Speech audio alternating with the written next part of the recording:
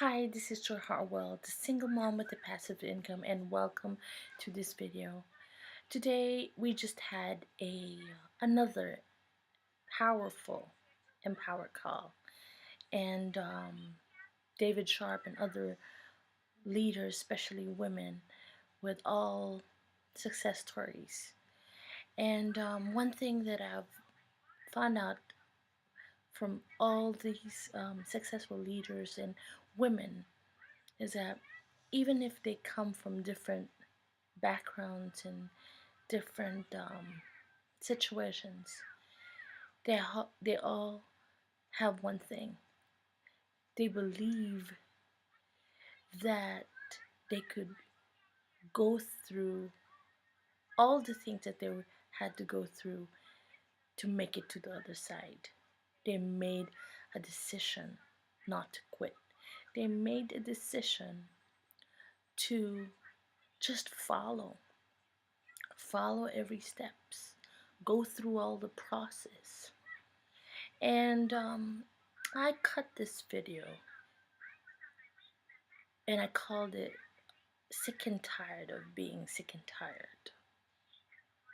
I remember I got to the United States 2007, and I think in one of my blogs I remember telling people that I had an American dream. Had because it's past tense, I reached that American dream. But before I reached that American dream, it took me 10 years. I was already working, um, and at one point I quit college, but because I wanted to go to the States and get a job, I knew I had to finish college. And even if I was earning at that time, I knew that I needed that education to get a US teaching job. And what I did was I finished college. And even if I was finishing college, I was doing a lot of work. I was handling a business. I was like living a US lifestyle, like working 3 jobs in the Philippines. But that American dream I held on to. I remember quitting because after college it wasn't enough. I needed to take my master's degree. And then after the master's degree, I had to take the licensure test. Before I could take the licensure test, I had to take the units. But I held on to that American dream because I so badly wanted. I wanted because, for one, I wasn't really satisfied with my life in the Philippines because I knew I wanted to explore. I knew that there was something out there, some well, I mean, coming from the Philippines, a third world country. I mean, it's a great country, but everybody wants to be in America, especially in those times when I was in college and high school. I thought of, it would be nice, and so I wanted so badly. And when I got to America, everything that I have to go through was so worth it. I mean, there was a time. I mean, before I got here, I had to really, you know, I applied through different agencies to get job orders. I went from job orders to another. I mean, job interviews to different schools, different school districts. It was a long travel, and there was at one point nobody believed that I could do it. Why? Because there was this agency that I paid to get me a job order, to go through all the processing fees and everything. It was like $4,000 at that time. $4,000 was like 200,000 pesos in the Philippines, and that's a big deal. So when the time comes that I had my job order, I got a job and I had to pay like $12,000, initially $6,000. Nobody could help me. At that time, I kind of spent a lot of my savings and resources already. But, I'm blessed to, I was able to get to the States. And, and the thing is, even if There are people around you, even if there are people around me who didn't believe that I could do it. Because, I was into so many things. I was always on the go. I had a dream. I had big dreams. I didn't want to just settle for anything less than what I am capable of doing. And I know that every one of us has a gift from God that needs to be seen, you know. And I, I'm creating this video for those people who, at one point in their lives, has a dream and has given up on that dream. Come to think of it, have you really, really done enough? Done everything that you could do? Every fiber of your soul, just like what David Sharp said today. Have you done everything that you could do in order to reach that dream, in order to reach that goal? You know, if, I heard a preaching from one time, like a few years back, from Joyce Meyer, and she said that you have got to be sick and tired of being sick and tired of your situation, and stop the pity party. You know, it may, she's a tough cookie. It's a tough love. When she preaches, it's not kind of slimy, or she really is. She loves people and she wants to awaken people. At that time, I felt like it was the right time. When I heard that, I said, I gotta be sick and tired of being sick and tired of this situation over and over again. Over and over again, whether finances, whether relationships, whether in school, whether your marriage or anything. Can you really, really say that you have done everything that you could do? Because if you can say that you have done everything that you could do, I know that you can. Maybe the only thing that you needed to do is to wait and just give it all to God. Or you just needed to take one more step, and that is to take that last step. You know, when I got here in America, I didn't have anyone else. I got to Virginia, I had no family or anything. But one thing that I know is that I have God inside of me. I'm not being religious or anything. I'm just a firm believer that there is a God and that I have Jesus Christ in my life. But without him, I would have not been able to survive. Why? Because I have a story, just like you. My story is, when I got here, I met um, someone in the military. His name is Sergeant Joyheartwell Jr. When I met him, I was so lonely. I was so lonely because he was lonely. I was lonely. Um, he had two failed relationships. Has not gotten married. He's been to war in Iraq. He had post-traumatic stress syndrome, and no one could relate to what he was feeling. When we met, I was, really lonely. I had no one else. I'm in a province. I'm in a state wherein I really didn't know anyone. But I know when I met him, we got married. But even before we got married, we had struggles. When we got married, we had CJ. After almost 2 years of being together, we got married, and I gave birth to CJ. Before I gave birth to CJ, I lost two babies already with my husband, and it was tough. You know, I remember going to the emergency room to have a DNC. The operating room, to have a DNC by myself. I wasn't so used to that because in the Philippines you have all your family when you go to the hospital. But one thing I know is that I just know that at those times I just kept, you know, digging deep down inside of me and held on to that faith, you know, that faith and believing that I have a God, that I have a Father God who will help me get through this.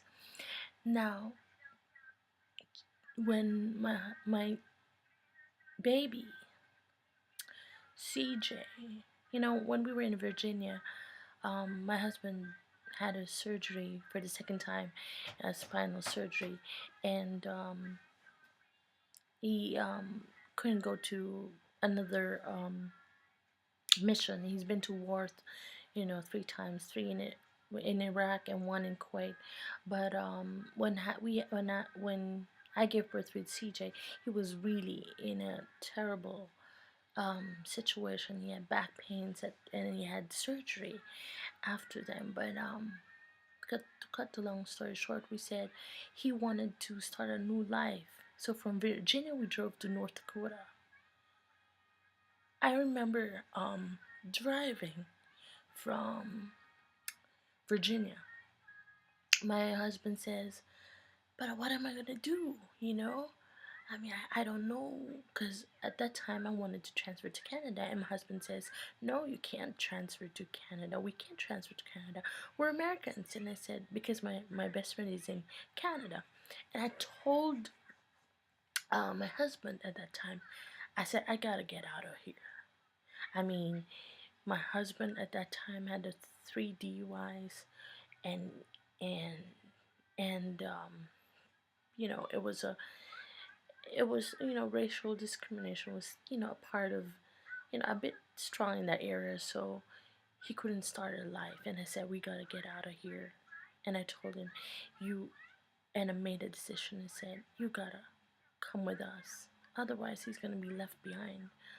And he thought of it, and he loved, you know, starting a new life with CJ, with me. And so we all went, you know, like from Virginia, we drove to West Virginia where his parents were, but we didn't get to see them.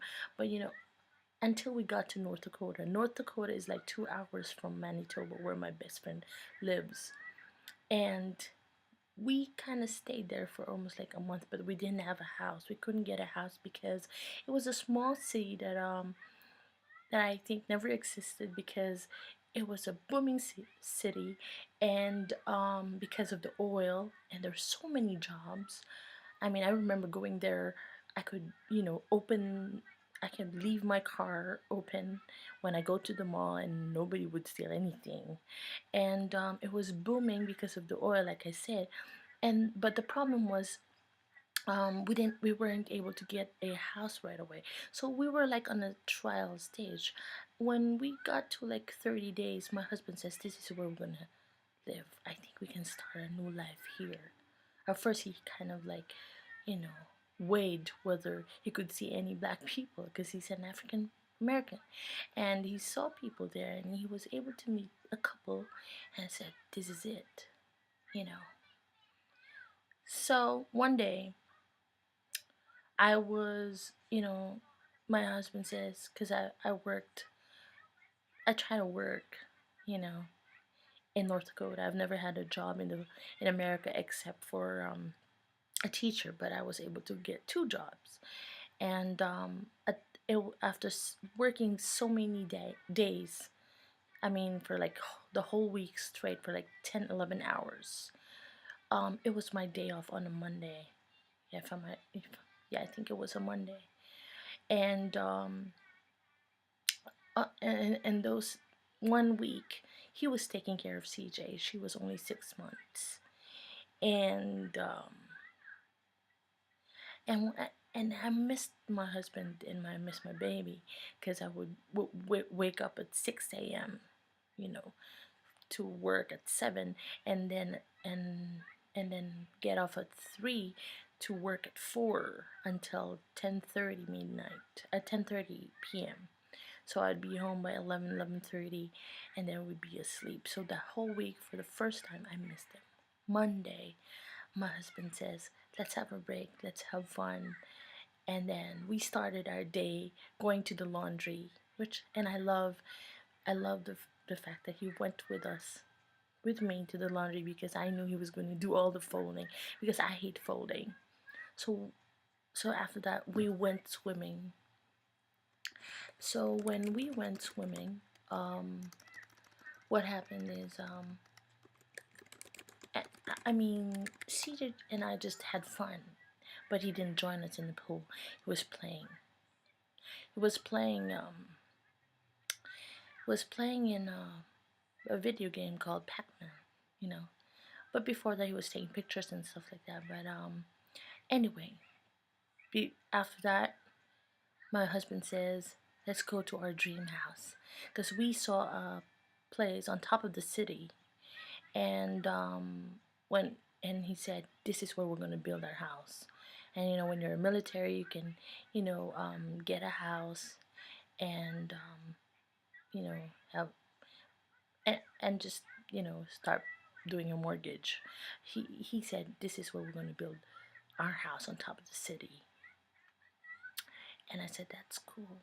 And at that time I said to myself, "Thank you," because I was waiting for him to tell me whether he liked the place. Because remember, we were there to just have a vacation and just to test whether it was the right place for us to start a new life, a new family.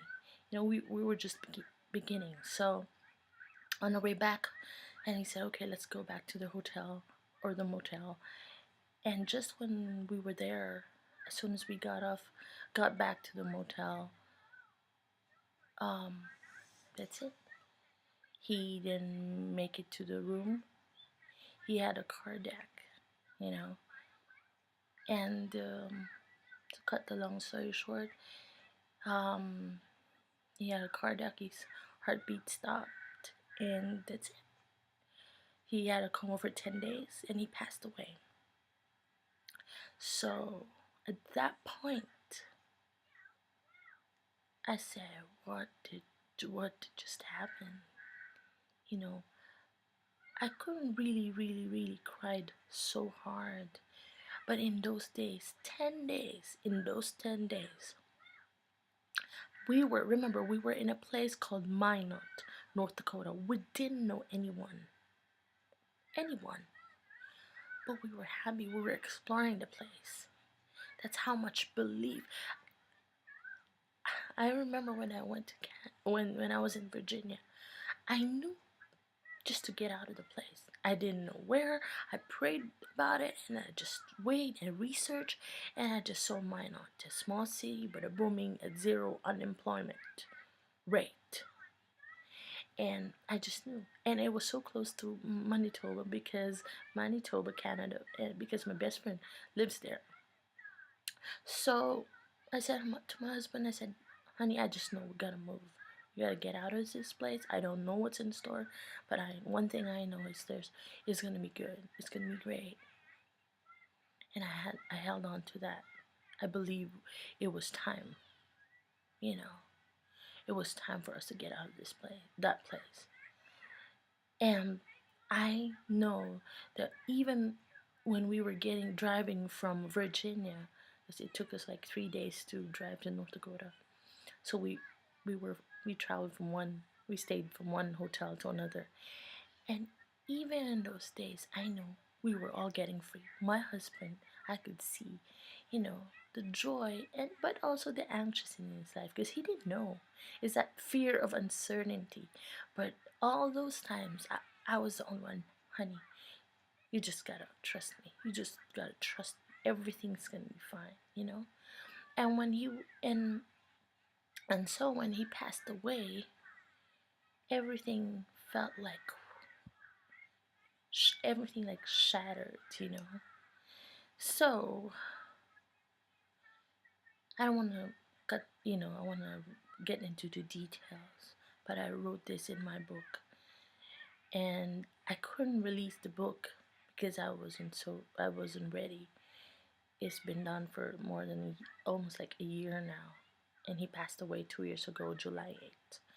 But in those 3 months that I was in Canada, I was grieving and crying and say, "What am I going to do? You know, what am I going to do?" I have a 6 month old baby. I really don't have, you know, I have relatives, but, it's different. It's different.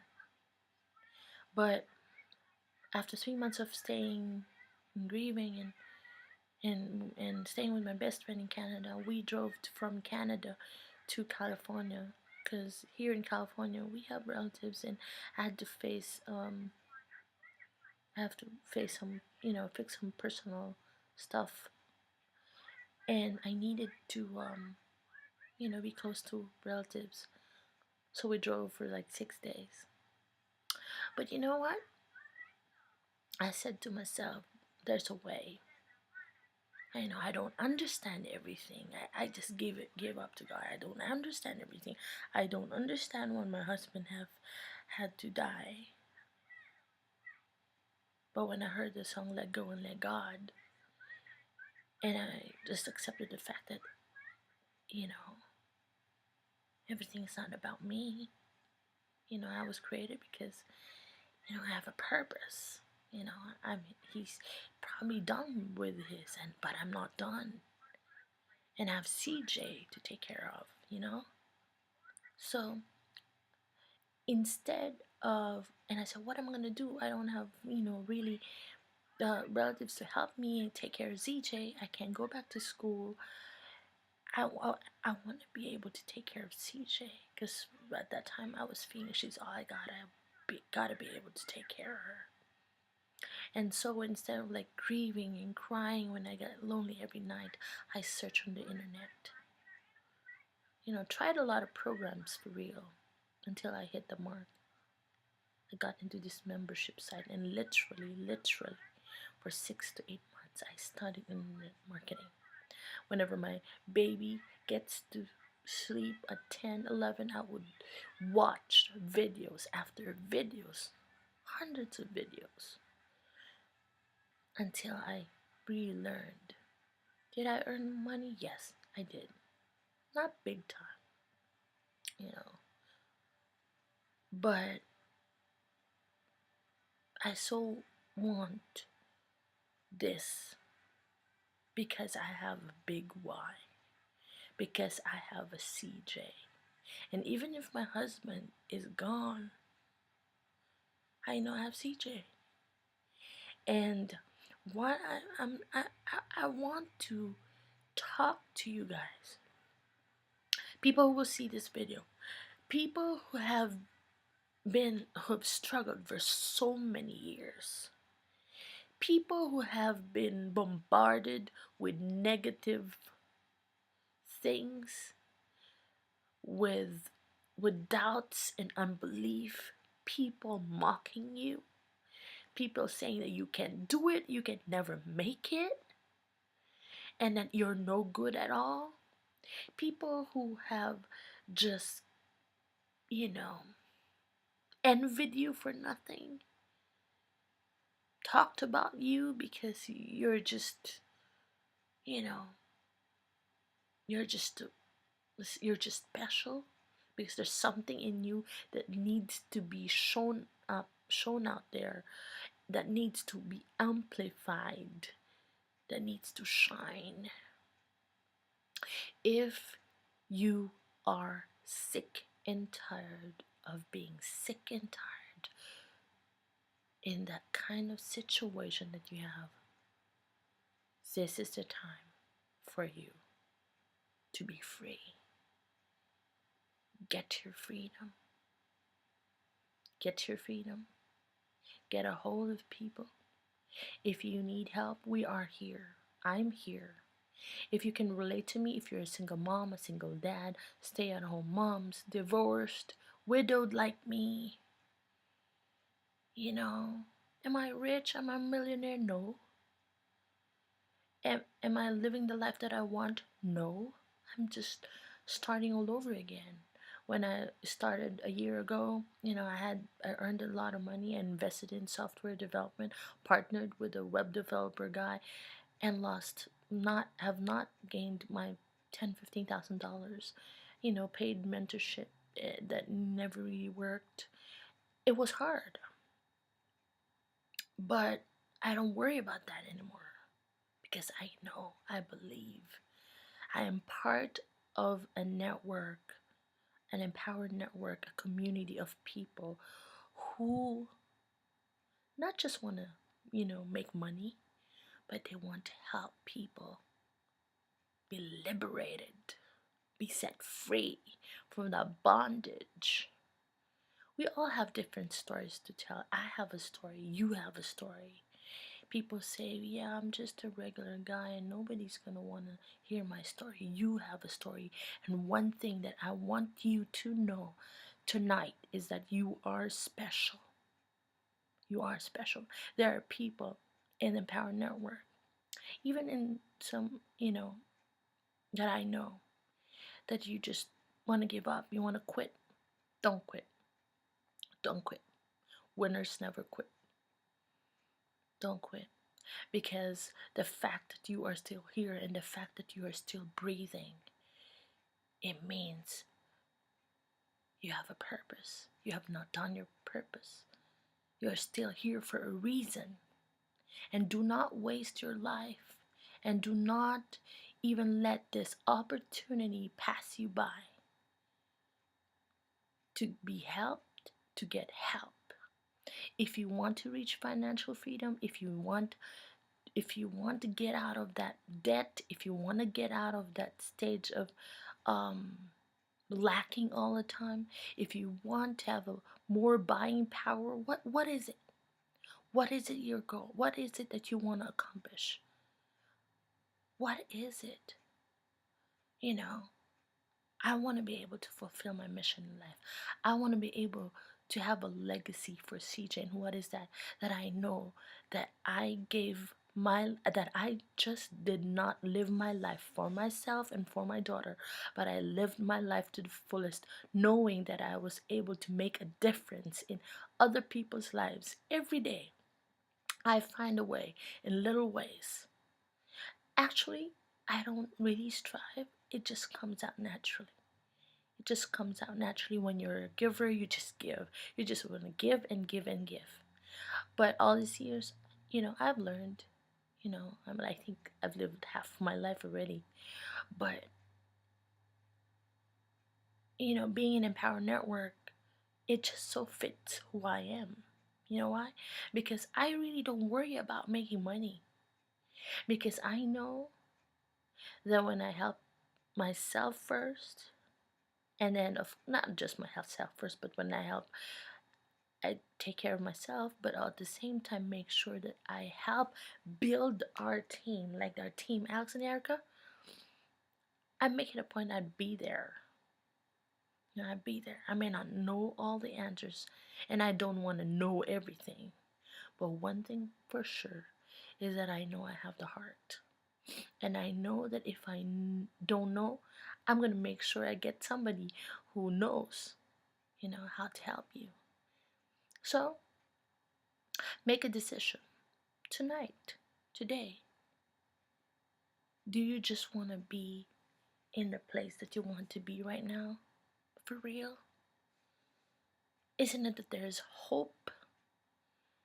Don't rely on the government. Don't rely on the church. Don't rely on your friend. Don't rely on your family. For one, rely on God. Two, look within you. Just look in the deepest part of you. And just close your eyes and just look and look and look. And say it out loud. You can do this. You can get out of that, whatever situation, bad situation you're in. There is a way out. And whatever you are going through, it's because you have to go through that in order to make it to the other side, in order to make it to the finish line. Don't ever look back. Just focus on moving forward every day, every single day, even if when you don't feel like doing it, just do it. That's why I say if you're sick and tired of being sick and tired, I say that if you hate that situation of yours, if you just so hate it, you're just so hate it and you're just sick and tired of it, boy, that will get you to the other side. Why? Because you look at your situation and you just hate it. You hate not being able to take your family to wherever you want. You hate of that grinding all the time. You hate that job. You hate that boss. You hate the fact that you have to please everyone in the office or in a job. You hate that you have to say, you always have to, do an overtime. What is it? What is it? If you so hate your situation so bad, you never, never, never want to be in that situation again. Never. And that's why even when I was grieving, I know I lost my husband. I know I lost, half of my life already. But I just hate being lonely. I hate being the fact that I'm going to be miserable because I have CJ with me. She needs me, and God gave her to me because He knows I'm able to take care of her. And she is my big why. Who or what is your big why? If you want it so bad, go for it. Just do it. Just do it. Just do it. And I'm speaking to all the Filipinos out there. I'm about to launch Empower Network 1 or 2 weeks from now. Let me help you. Let us help you. We have people in Empower Network who can get you out of that struggle, that pain that you have, whether financial, in all areas of your life. We are here. We are here. We don't have the answers, but we know that we can help you. If I can't help you, I don't have all the answers, but I have a team. Everybody has a unique ability that one person may be of need. We're all created unique. It's like our team, even in other teams, it's like synergy. When you combine all those forces, all those characters together. And that's why Team Alex and Erica, we are going to take this team to the finish line, and no one is going to be left behind. So, I know it's not the usual Joy Heartwell, but I'm saying if I'm a single mom and I'm doing this business online and still manage to help other people, at the same time take care of my baby, you can do it too. I said it earlier, this week I told someone else that to become rich is a decision that you have to make. To remain poor is a choice you have to make. So, what is it? Just go for it and let us help you. Connect with me. I can be crazy too, but I have a story. I just told you mine. How about you tell me yours?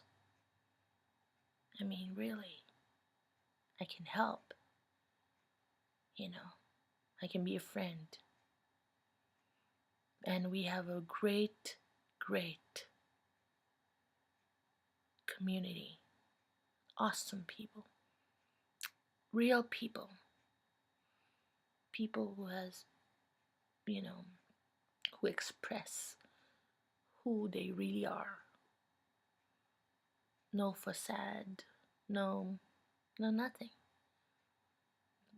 Just like they say, no BS. Can't say a word. Yeah, so this is Joy Heartwell, the single mom with a passive income. And I've said a lot, but just opened my heart because of that powerful, powerful call today. And thank you, David Sharp. Thank you to Juanita. Thank you, Christina Munoz.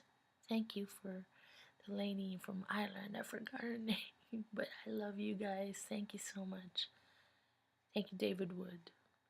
Thank you for everything. Alex and Erica, Team Alex and Gary, you guys rock. Bye. Talk to you later.